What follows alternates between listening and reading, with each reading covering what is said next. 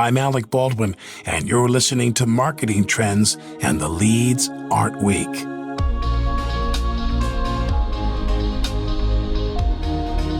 Hello and welcome to Marketing Trends. This is producer Ben Wilson. Today's episode features an interview with Scott Holden, CMO of ThoughtSpot, a company focused on disrupting the business intelligence industry with search-driven analytics. On this episode, Scott discusses how marketers can be more data-driven, gives advice on how to use RealTime Insights, shares his favorite campaign, and more. It's a great episode for any marketer thinking about how they can better use data and analytics with their team. A big thank you to Scott for coming on the show. Enjoy. Marketing Trends is brought to you by Salesforce Pardot, B2B marketing automation on the world's #1 CRM. Are you ready to take your B2B marketing to new heights? With Pardot, marketers can find and nurture leads, close more deals, and maximize ROI. Learn more by visiting pardot.com/podcast or click on the link in our show notes.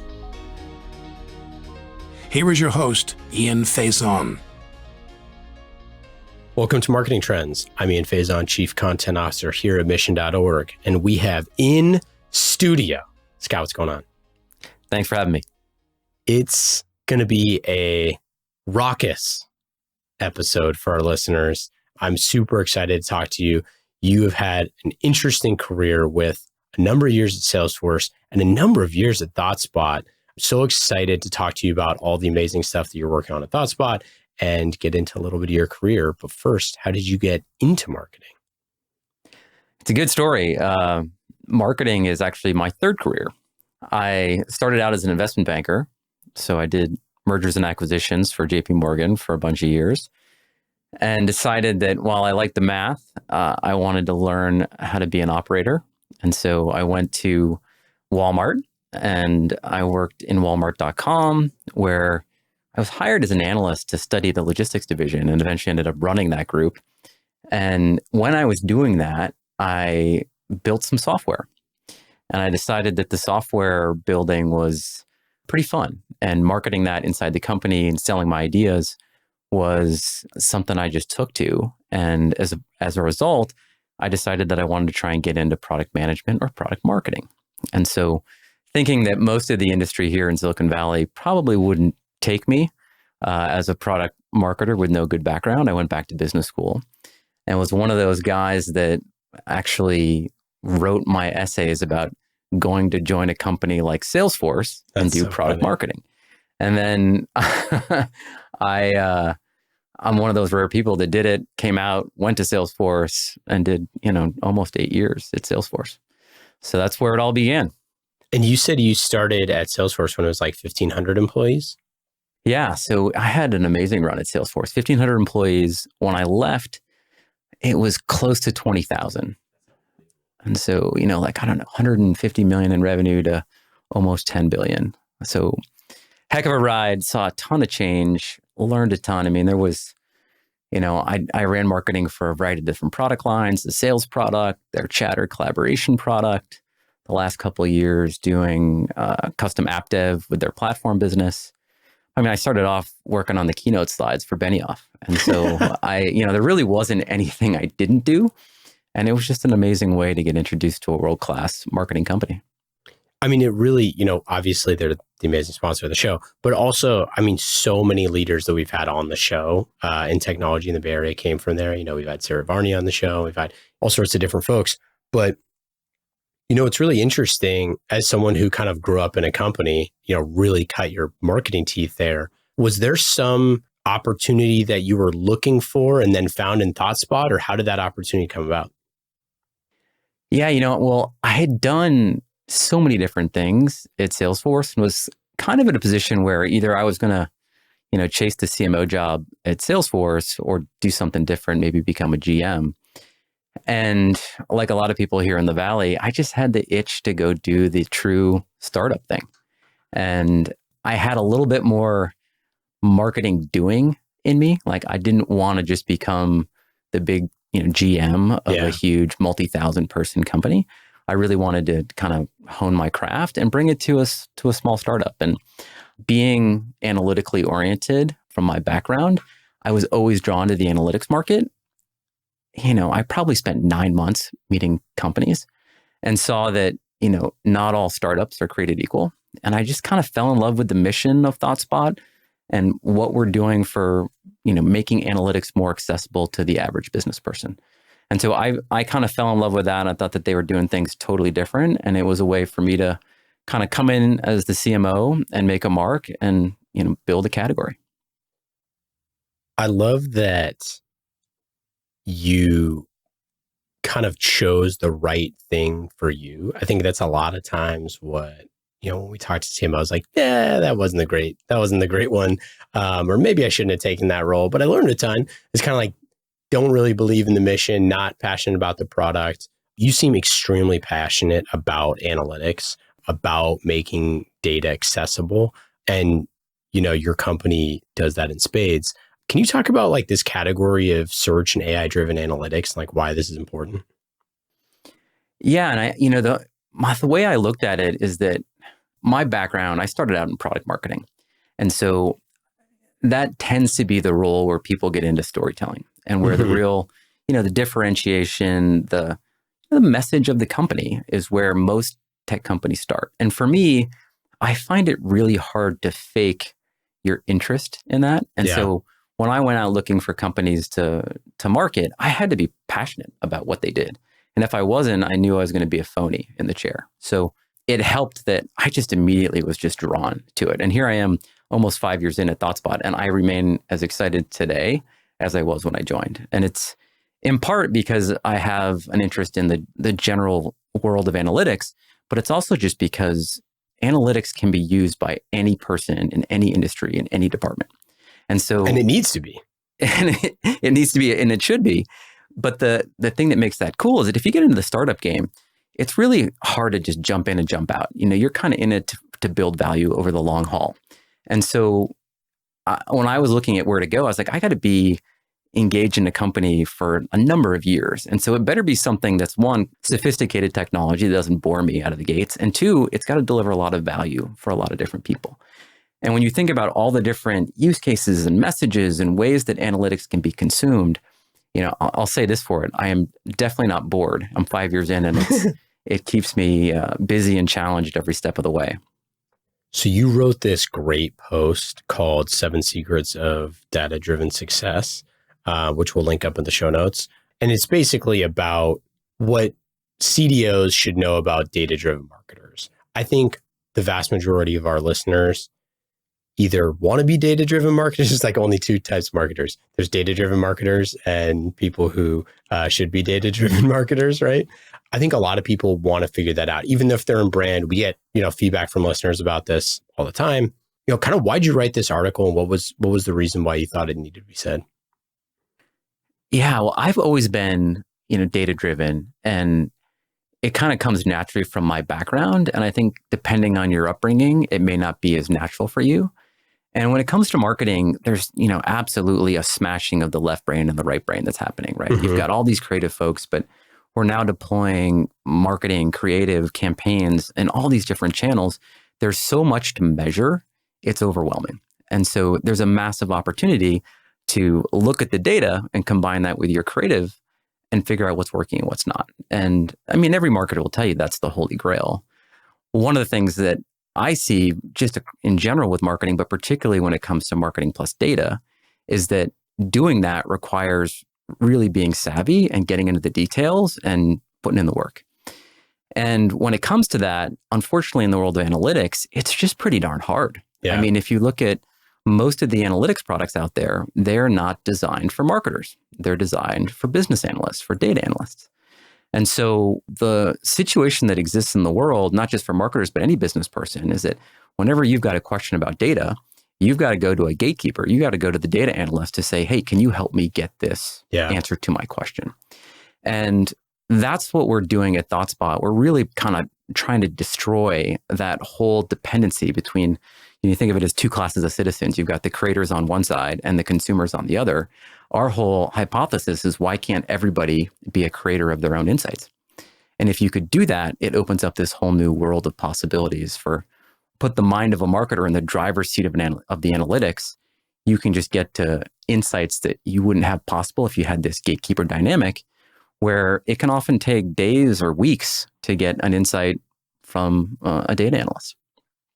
Yeah, and I'll go through the 7 secrets here for the listeners. Take it personally, run from training, know your data, demand speed, respect your data analyst, understand your costs, and build a data-driven culture. And the reason why I want to say kind of those, I highly recommend people check out the article, is I want to know from you, like, of these 7 things, like, are these conversations happening between the CDO and the CMO? Are they not happening? Like, should our listeners, request the meeting with the CDO and say like, hey, here's what other companies are doing that we might want to look at doing? Like, how should they kind of structure to make smarter data-driven decisions and to like take those 7 things into consideration? What are the conversations that they should be having with the data team? Well, one of the things that we see is that traditionally data teams have been, treated as the gatekeepers of all this information. And oftentimes what that means is that you ask for a report, the next day I come along, I ask for the same thing, but slightly different. And they spend most of their time doing basically menial work where, hey, I want to add a column. I want to change this chart type from a pie chart to a bar chart. And it's not intellectually stimulating. It's not things that they want to be doing. And so our whole thesis is that we want to give the power to the business person to let them ask their own questions. And the magic that happens there, like think about what life's like with Google today. And like, I'm sure like you, like me, you go on these crazy adventures on the internet where you've got a question in your head. You go to Google, you type a couple characters, you get an answer, and you're like, oh, that's interesting. Now they know that, I'm going to ask a different question. And you kind of go down this rabbit hole of the internet, whether it's on Wikipedia or Google. And like next thing you know, you've become kind of a pseudo expert. My daughter the other day started asking me about sharks. Next thing you know, she's like, Daddy, do sharks eat orcas? And right there on my phone, I'm like, well, let's Google it. I have no idea. And so, orcas versus sharks. And next thing you know, you find out that actually some orcas do attack sharks. And if you think about Did you know also that, so not only do they eat sharks, do you know that an orca has never in recorded history eaten a human being? Really? Yes. I have not watched that documentary that painted things out to be pretty bleak, but it's crazy. Yeah, they're like, because I was like, because they do, like, they eat whales, all this sort of stuff. We got in a huge argument with my family recently about whether or not orcas are whales, and I was like, no, they're dolphins. They're from the family like Dolphinae or whatever it is. And anyways, to your point, there's the rabbit hole is real. But think about what that was like, before the internet. You're sitting on the couch with your kids, and like in my case, my daughter, but why don't you run upstairs to the encyclopedia, flip through an index, find a bunch of stuff? Like, you're not going to do it. And that's the world that data people are in right now. Like, if you as a marketer have a question, it's the equivalent of the analyst saying, give me a couple of days, I'm going to go run to the encyclopedia, look for an answer, come back to you. And guess what happens when you've got that dynamic? You condition people not to ask questions. Yeah, absolutely. And like, if I know it's going to take you 4 days to get back to me, I'm going to just move and get on to the next thing. And so there's this, really interesting thing that you basically, we like to call it the curiosity tax. Mm-hmm. There's this tax on being curious. Yeah. And as business people, especially marketers, we've got all this data. We know it's there, but we have a hard time accessing it. And most of the time what we see is that companies will have a dashboard of, here's how my pipeline's doing. Here's my leads. Here's my website. Great. But where the magic is, and you and I have talked about this a little bit, is that marketers are running hundreds, thousands of campaigns at a time across all these different channels, all this different creative, all these different personas. And the real insights are in the details. Like, you want to be able to say, how did that campaign in that channel do with this demographic yesterday? Yeah. And that's not going to be in the weekly summary at the category level of how your Google ad spend did. It's just not there. And so if you want to get into the details, it requires you kind of drilling in. And that's the beauty of search and, our AI platform, where you can actually, as the business person, get lost. You can go on that adventure and let your curiosity lead you to an insight that you wouldn't have normally found in the old world. I think, with the kind of proliferation of business intelligence and BI products, some of the promises that are made, do you ever kind of feel like there was a sweet spot in time where things kind of finally got better, like finally got more actionable? Because I'm curious if you think that BI tools are finally at the point where I'm getting real insights, taking real impact in a place that we weren't there maybe 5 years ago. Absolutely. I mean, I use my own product every day. Yeah. And so, at ThoughtSpot, we've tend to focused on the global 2000. So we sold a lot of the world's biggest companies. Yeah. Anywhere there's a lot of data and a lot of people that need access to it is kind of the sweet spot for us. And so I use it every day, and everyone on my team uses it every day. Yeah. And you start to see people that weren't normally data people coming to you saying, I know you think that campaign is good. Maybe that drove a bunch of MQLs, but I was looking down funnel and that thing's just not converting at stage 3 and stage 4, let alone close business. And that's when you're like, yes, Yeah. When I met you, that sentence would have never come out of your mouth. And now that you're using this technology, you're digging in, you're finding those insights, and you're becoming a smarter marketer as a result. And so I think the combination of both the user interface, so like simple things like search, or better yet, we have this product Spot IQ that generates the insights for you. So it uses AI to mine all your data and basically answer the questions you might not have thought to ask, but that you should have asked, and to serve that up to you. And when you combine those interfaces along with the increased compute power and processing power of in-memory computing engines, all of a sudden you take the constraint of speed, you pair it with the user interface that we all expect from our consumer lives now, and the magic happens. Do you feel like there's a point where the left-right brain meld here goes too far one way? You lose the art, you're all science. Is it possible to be too data-driven? Eric Ries famously said, author of Lean Startup was like, if you'll split test yourself, or your A/B test yourself, with ads on the internet to, people wearing low-cut shirts and, lacking underwear. Kittens everywhere. Yeah, right. Yeah. I was talking to, sure. Puppy photos. Yeah. Is it possible that kind of like we A/B test ourselves into oblivion here a little bit? Absolutely. And, we fortunately, we're a company that sells primarily to the large enterprise. And so it's a little bit different than if you're selling to the SMB market, or you're a B2C company where, every little micro thing gets measured, and where there's a temptation to A/B test and to just follow the breadcrumbs of like what's testing well. I think that's really a slippery slope, because I think the most important thing that matters today is the story and the narrative and the mission of the companies that we're all behind. And if that gets lost because you're moving pixels around, or because some A/B test says people want to see kittens, or, some message that is obscure, like lots of times the things that you think are going to do well don't do well. And it's okay making those tweaks as long as you're not losing the clarity and the cohesion of the story that you're trying to tell. So what's an example of, like one of your customers or somebody like that kind of figured out some insights that they wouldn't normally have had?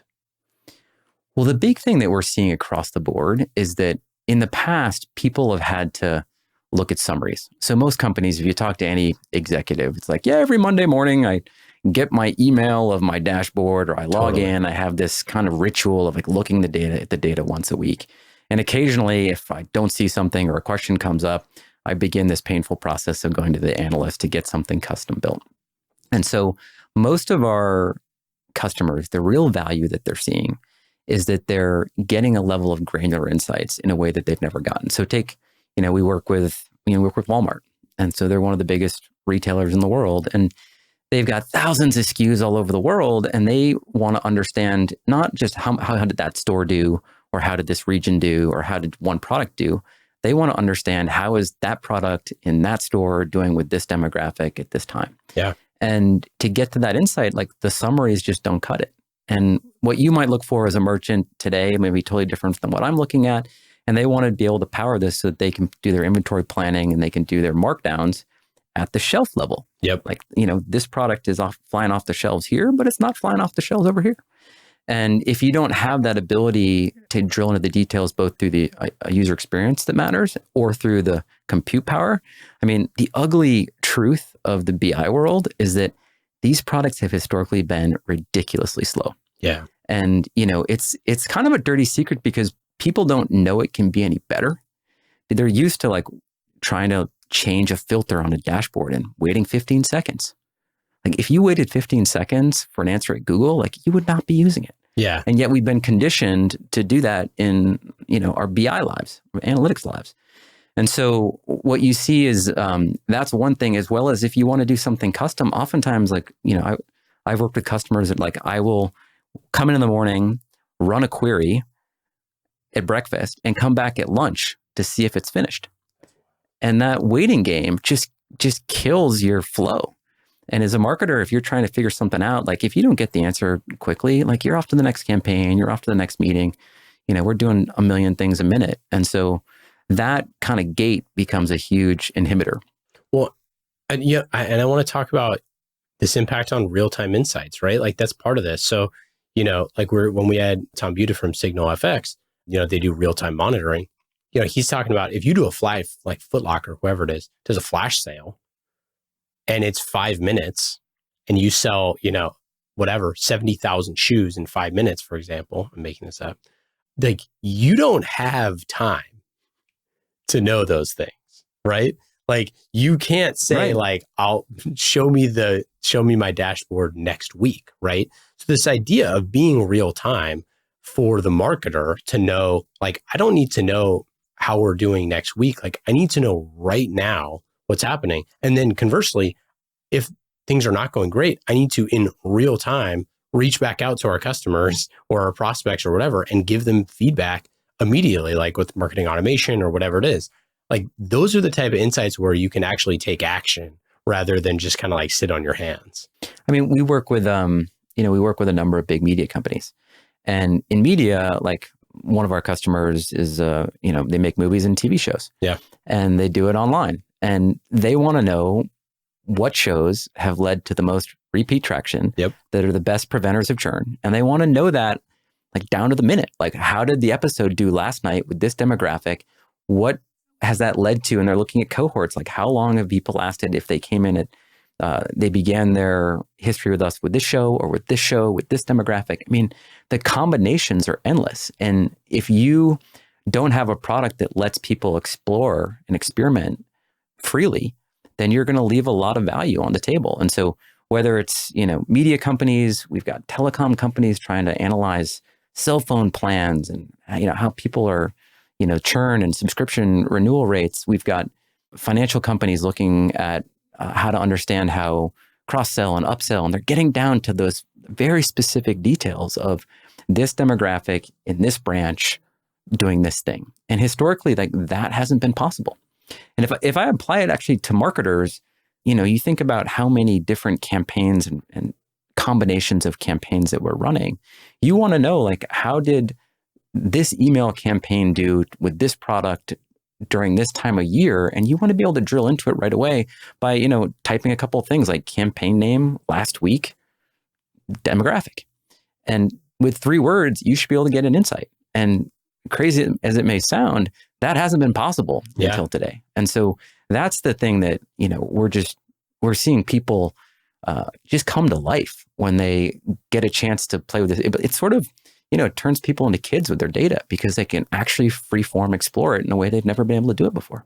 Do you think that there's some amount of reluctance on behalf of folks when they have this kind of level of insight to figure out, okay, well, if we're going to spend this much time on customer experience, for example, post-sale, right? Maybe there's some amount of reluctance to kind of this thought process of well, if we're diving that deep into this, and I know this is silly, but we're diving this deep into our customer experience, and now we're getting crazy insights from how people are using the product, when people are dropping off, when people are doing all these things, that is just potentially a ticking time bomb for a CMO who's hey, if we know this, I mean, obviously we need to self-diagnose. So maybe it's just a silly question, but. I mean, there's definitely, I can see the hesitation where with all this data, everything becomes a lot more transparent. Yeah. And one of the challenges as marketers is that, we know that some of the things that we do don't work. And sometimes those campaigns that don't work are expensive. And so shining a light on that can be a little bit of a scary proposition. And that's one of the biggest challenges I think marketers have, is that a lot of what we do is hard to explain. And it's complicated and it's done at big scale. And if you don't if you're in the finance team and you don't have a good appreciation for all of the kind of hits and misses of a marketing team, and you see some campaign that's a total bust and you don't have the context, you're going to be like, hey, what's going on with these guys? It looks like they're wasting a lot of money.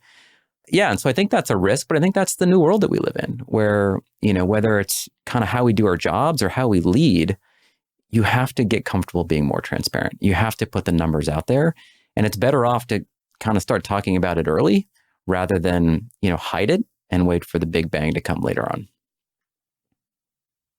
Switching gears towards some of those campaigns we were talking about, do you have a favorite campaign or a couple favorite campaigns that you've done in your career that were really like B2B smash hits? Well, I'll give a couple of examples.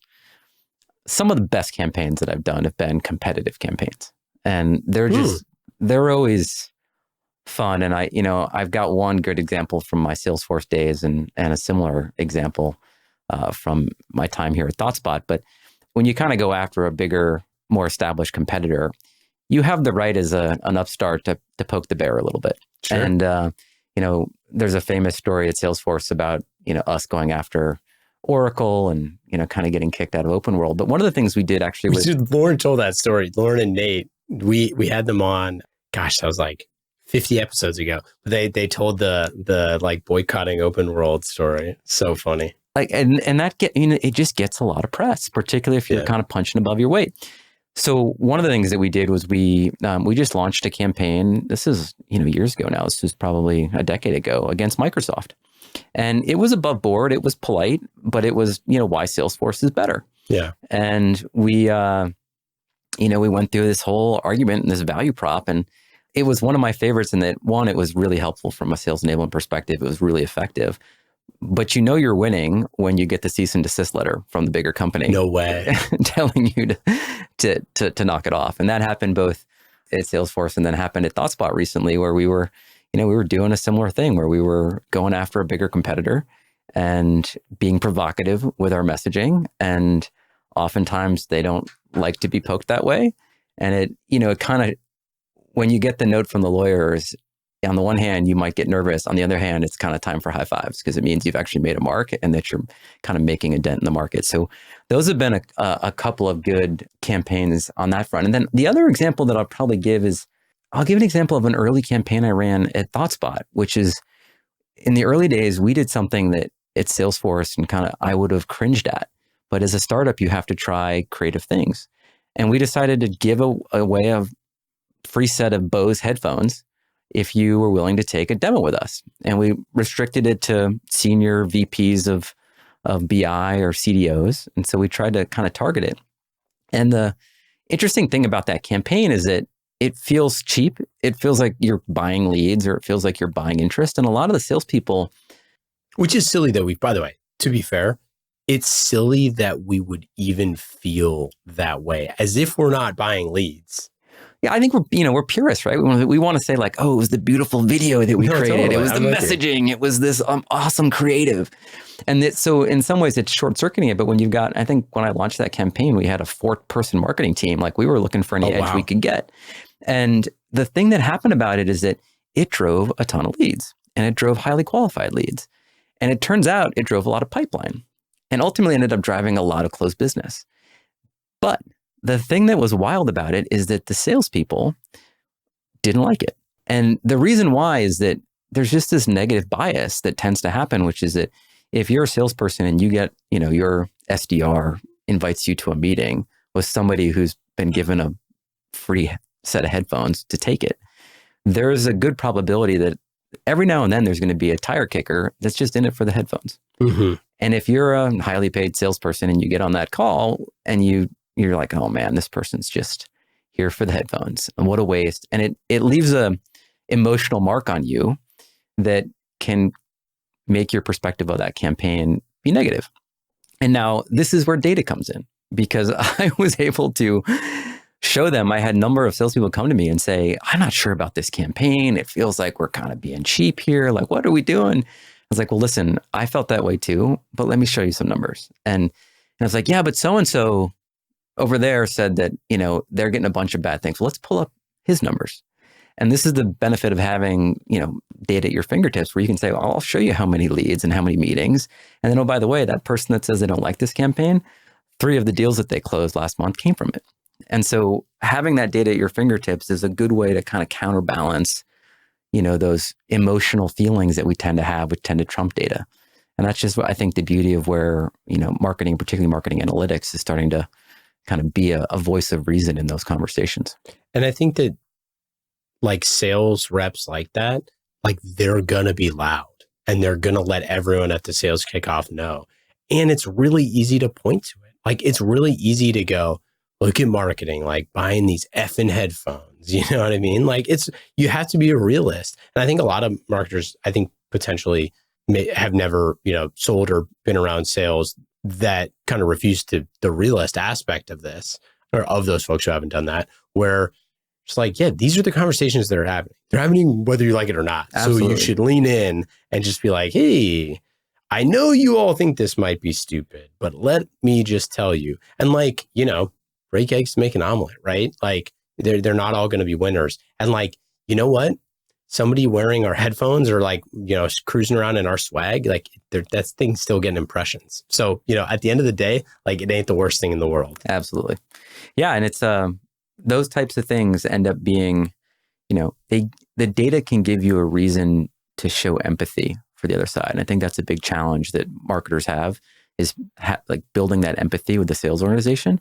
And I was like, hey, I hear you. I feel the same way. Yeah. But like, let's look at it and let's look at the numbers. The numbers don't lie. And if it's not working, I'll be the first one to kill it alongside you. So when you do have those wins, how do you celebrate as a team? Marketers love to celebrate wins. And, it's almost just like a given. I think we're actually pretty good at it. Marketers probably take a little bit of flack for being too good at throwing parties. So, it's important. I think marketing teams tend to celebrate things amongst themselves. And one of the things that I really pride myself in is I love getting kudos from the sales team. I mean, I always look at marketers' number one job is creating pipeline for sales, right? And particularly in the B2B world. And so I always look at pipeline creation as that's what pays the bills. Like you can try to throw the greatest party in the world, but if you don't have the electricity humming, it's not going to be a good party. Yep. And so I always kind of take that approach and look at it if you're creating pipeline, if you're keeping the sales team fed, it buys you the right to do the cool stuff. And if you're not, you got a big problem on your hands. And so I love it when I get feedback from the things I celebrate most. And a lot of times it's kind of like a little fist pump on the inside is when the salespeople are like, hey, you're doing a good job. Like I feel supported. I feel like marketing actually gets it. It's amazing how much, given a lot of the history that us marketers have, when a sales team says, I like the marketing team because they get it, that goes a long way. And so I think my team loves those kind of attaboy, attagirls more than anything. And, everybody else is looking at the data. When you hit your numbers, it feels good. And that's one of the things that we now have, thanks to analytics in marketing. Marketing has always been viewed as a little fluffy, but now we've got targets just like sales, and we can point to them and we can say, hey, we hit our numbers, and here's how we set it up. I think it's important to go to the entire company and say, here's how we want to be measured. Here's what we think is fair. Do you agree? This is a framework that we'll walk through with you. And then when you hit it, you have the right to kind of take a lap and say, look what we did. And so that always feels good. We talked before this a little bit about like kind of same pageism and how a lot of CMOs struggle to get their business partners on the same page. What do you think are some best practices around kind of putting your arms around those folks, whether it's your sales leader, whether it's your CEO, whether it's your board, that can kind of really move the needle and like get you the credibility? I mean, fortunately, I think marketers are good at this, or they should be good at this, which is explaining things. I mean, I think at the end of the day, we're always trying to educate people. The best kind of marketing is when people don't feel like they're being sold to; they feel like they're being educated. And when it comes to salespeople, when it comes to the CEO, it's really important to break it down. I think people are overwhelmed and confused by how complex marketing's become. Yeah. And so I really look at it is my job to try and break it down in simple terms and explain to people how to measure me and how to measure my team. And so if you do that the right way, then I think it makes your relationship, whether it's with your head of sales, whether it's your head of finance or with your CEO, a lot smoother than if they don't know. Because, it's just human nature in the absence of a framework or in the absence of information or communication, people just assume you're not doing your job. You've done a great job creating a category, over the years that you've been there. Are there any kind of tidbits or best practices that you've kind of seen about doing this? Yeah. And it's something, one of the things that I've had to fight that I think is a temptation for most marketers is changing the message. And if you're creating a category, you have to be consistent. Yep. And, good messaging, good positioning is about clarity. It's about consistency and about fidelity of message. And there's a temptation to ride the hot new thing. There's some new trend. Let's just start marketing that. And I can't tell you the number of times where I go to a company's website and I see that their homepage is some new campaign, some new angle they're trying to take. And I don't know what they're doing. Yeah. I don't know what the product does. I don't know the core value prop. And so one of the things that I've been really adamant about is that, over the last 4.5 years at ThoughtSpot, if you went to our homepage, you're going to see the same message, which is search and AI-driven analytics. And I've been, we augment that in a lot of different ways with different benefit-based persona campaigns. But the core value prop of the company, we have not been afraid to just say, this is who we are. And now, fortunately, as we've created this category and other larger companies have started to copy us and introduce Me Too products, we've created this mantle and people know us for it. And when other companies, bigger players now start saying, oh, don't worry, we do that too, or here's this new thing that we've got, it just adds to our mission because they're validating what we've been saying for the last, almost 5 years. So that's been something that I think is a little counterintuitive. I think people have this tendency to want to see something fresh. There's plenty of opportunities to do, fresh messaging in different ad channels. But for your core message, don't be afraid to lean into that and keep that constant. Is there any techniques that you've seen to shepherd senior leaders away from kind of the shiny new object messaging or things like that? Well, it's interesting. We had, we just went through a positioning exercise at ThoughtSpot, and I've been pretty confident in our message, all along. I like to think I know what I'm doing. But we just got an amazing new CEO who joined us, and he came from a totally different industry, visionary, phenomenal leader. Oh, that's a perfect example because you're talking about you're hitting the tear button on the organization in terms of just hey, new person in, let's take a look. Yeah. And we had our search and AI-driven analytics message, our category.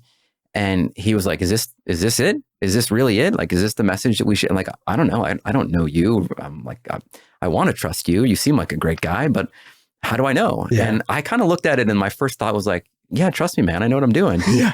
And then, he was like, should we be working with a messaging company? And I thought about it for a second and they were expensive. I was like, I'm not really sure it's going to change anything. And, I sat on it. I think it's important as you progress in your career to when people suggest things, it's quickly, it's easy for people to be defensive. And I was like, I don't know, I'm not going to take this personally. Let me think about it for a second. And I ultimately came to the decision to do it. And I was like, let's bring them in. And the beauty of it is I sort of looked at it like paying the trainer. I wanted to bring the trainer into the organization because I knew that if I brought in a third party, one, it would validate probably a lot of what we've already done. But by paying an expensive agency to come in and kind of go through the process with us, where one of their requirements is we need the entire leadership team bought in, I knew that it would get people in a room and that they'd have empathy for what my team had already done. And they would be brought along on the journey. And we definitely improved it. We tweaked it a little bit. The core kind of category has remained the same, but we saw a lot of value. But the biggest value is that everybody, and it was a multi-month process. Yeah. Everybody left that process feeling great about the message. Yep. And feeling great about kind of how our marketing team went through it, how we embellished it. Everybody had their voice heard. And so now, instead of having people say, have someone say, what do you guys do? And why is that? And run the risk of someone saying, I don't know, that's just something the marketing team came up with. Totally. they now are like, no, that's our message. I'm like, it's absolutely it. And I'm bought in and I'm going to back it up. And that's just huge across the company for both, the fidelity of message internally, but like the rest of the market feels that when everybody's committed to it. Yeah, I think that's so fascinating. And it also gives you that, one source of truth that, maybe you bring in maybe you promote someone to the, some CXO position or they come in from outside of the company, and down the line, hey, like if you're wondering why our messaging is the way it is, check out this gigantic thing that we did that all these leaders bought in on that like, you can check it out. Yeah, it's hard. I mean, a lot of the C-suite doesn't have a good appreciation for marketing. They've often, they haven't done it. It feels complicated. There's a lot of moving parts. If you have an opportunity to bring them along and like teach them how to have empathy for what you do, take it all day long. It's a huge win. All right, let's get into the lightning round. These questions are fast and easy, just like marketing automation with Pardot. You can go to pardot.com/podcast to learn more about B2B marketing automation on the world's #1 CRM. We love Salesforce. We love Pardot. You love Salesforce. You were there forever. So everyone should check it out. These questions are lightning fast. Scott, are you ready? I am ready. Number 1. Well, you know these because you've listened to the show, but so I got to mix it up. Number 1, what app are you using on your phone that's the most fun? I'm using probably all the ones that everybody uses, but I will cop to one app that I use an embarrassing amount, which is Redfin. And so it's a great app. I'm with you. It's a killer app. And I bought a house, I don't know, probably 7 years ago. And I used it to shop and buy my home. And what shocks me is that I'm still shopping for homes, even though I'm not shopping for homes. Totally. And I'm so addictive. It's sort of like, I don't know, Lifestyles of the Rich and Famous. I'm just perusing how other people live. And I don't know if it makes me feel like I'm more connected to the city I live in San Francisco. But yeah, I love it. And I find just perusing through new homes in the market is something fun. If you bought 6 or 7 years ago, you're doing great. I can tell you that much. I bought 4 years ago in Oakland, and I can tell you, like, it's unreal. Do you have a favorite ad campaign that you've seen recently that you're envious of? Gosh. Lots. Well, first of all, given that our enterprise focus, I'm envious of any company that's doing billboard ads because that doesn't really make sense for our business yet. And it's so fun. And so anytime I see something up on the 101, I'm like, gosh, I wish we could do that. I know. But aside from that, that the ad that I saw recently, I love humor. Yeah. And in enterprise software, it's a hard thing to do. And so that's always the thing that I would love to bring more of into the world of B2B marketing. But I just saw one of these aviation gin ads on YouTube. So Ryan Reynolds of Deadpool fame just bought a gin company. I don't know if he's... Oh, I have seen it. If he's buddies with George Clooney and his tequila company. Yeah. But it is hilarious. And, I don't know... It's funny. I don't know if Deadpool is Ryan Reynolds or Ryan Reynolds Deadpool at this point, but he's just got an amazing persona that he sort of brings into these ads. And he goes off on these tangents about the freshness of the juniper berries and the people who pick them with tweezers out of the fields with love. And, it's a hoot. And he's got a few of these now. And every time they come out, I crack up, and it's inspiring. I want to see if we can bring some of that love into the B2B space. Hey, you should check out Dial Pads ads that we just had Keith Messick on, and their CMO, and their stuff. He's hilarious. Keith is hilarious. Dial Pad stuff is freaking hilarious. I'll check it out. They have some like super funny stuff. What about one thing you wish you had known when you first became CMO?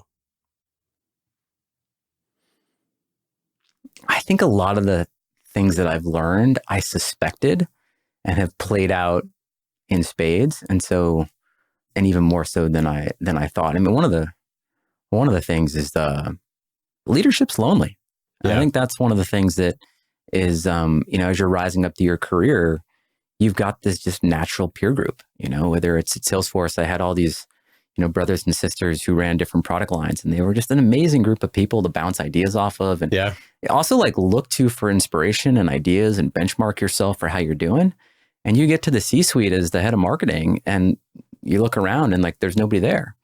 And there's not a lot of empathy for what you do because a lot of them have never done it. And so I knew that, but I hadn't experienced it quite to that degree. And so, making sure that you stay in touch with those friends of yours. The Salesforce Mafia now is crazy strong.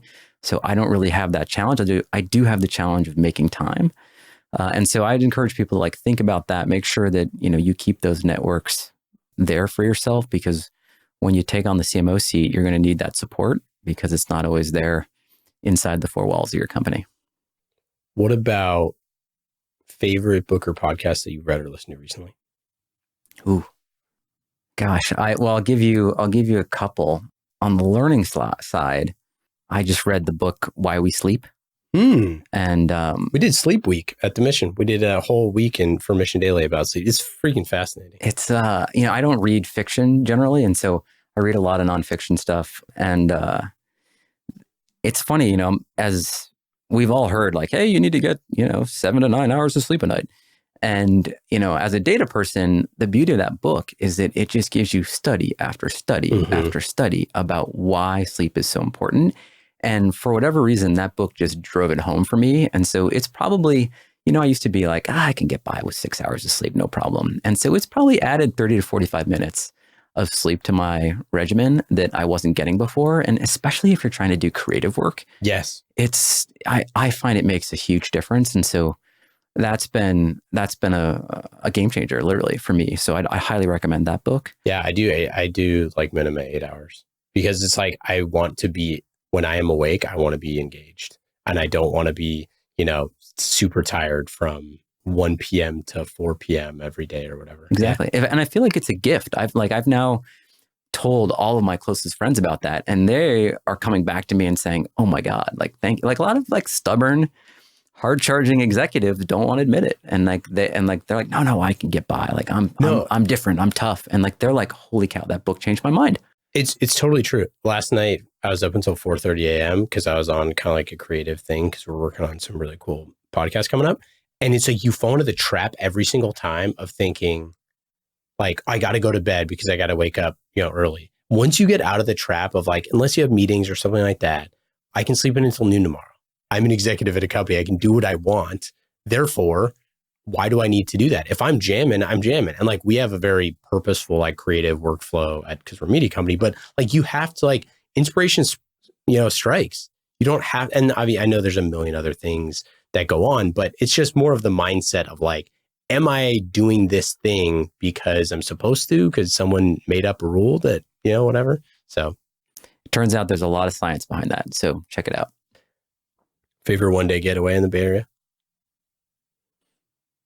I mean, I love Napa, Sonoma, Napa, anywhere up there where it's warm, escape the fog, hanging out by a pool. It's a little bit of your favorite wine. Does it for me. What question do you never get asked that you wish you were asked more often? I wasn't paying attention enough on these lightning rounds. I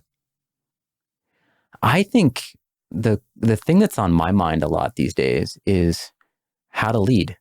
And, I know there's a lot of kind of research coming out, but there's a real changing of the way people lead teams now. It used to be very command and control. Yeah. I think that's just totally changed. And I wish people were asking and talking more about how to do that, because I think it's an art, and it's been described as sort of servant leadership. Yeah. And there's a real movement afoot that I don't think is intuitive and hasn't been taught to a large degree. And so that's something that I wish there was more conversation around that and more education around that. And I think it's so powerful. And so I wish there was just more of a dialogue and questions being asked around that and how to get better at it. Part of the reason I was up until 4:30 last night is because I was like retooling my leadership philosophy. And I like promised myself like 4 years, like pretty much when we started the mission, I was like, you are going to have your leadership philosophy on your LinkedIn so that anyone who wants to work at the company can just go check it out. And I've like haven't done that, of course, sitting on a Google Doc because, in creative world, you're always scared to publish everything. But yeah, no, it's one of those things like if you're an executive at a company, like you should have leadership philosophy that is published publicly. Like, why would you not? And it's like one of those common sense things that like, I don't know why we don't just hold each other accountable and just be like, just do it. But it's like, for some reason that's scary and it's weird. Yeah. And it's changing a lot. And I think if you're not on the bleeding edge of kind of what's fresh in this new movement around humility, then you're going to not attract the top talent going forward. And so that's a thing I spend a lot of time thinking about and a lot of time wrestling with, because there aren't a lot of playbooks built around it, and it's not always intuitive, but I think if done right, it's super powerful. Scott, this has been awesome. Thanks so much for hanging out. Everyone should check out ThoughtSpot.com. Request a demo if you're curious. Talk to your CDO. It's really cool stuff. We'll be following along. Any final things to plug or anything we missed? It's been a pleasure. No, I appreciate you having me, and you gave the website. Check out ThoughtSpot. It's been a lot of fun. Take care. You too.